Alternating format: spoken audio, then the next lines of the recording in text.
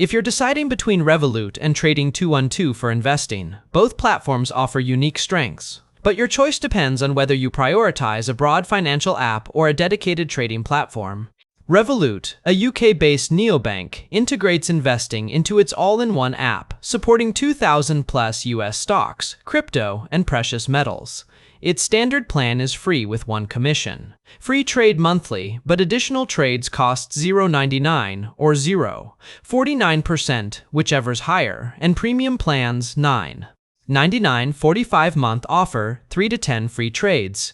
It's ideal for beginners or Revolut users wanting quick exposure to major stocks, but its 149% crypto fees, limited ETF access, and weaker customer service in-app chat only are drawbacks. Trading 212, a London-based fintech, focuses purely on trading, offering 12,000-plus stocks and ETFs across global markets, commission-free with a 0.15% FX fee for foreign trades. It provides a stocks and shares ISA, advanced charting, and a demo account, making it great for active traders or long-term investors. However, its forex fees are high, and research tools are basic. Choose Revolut for integrated banking and trading.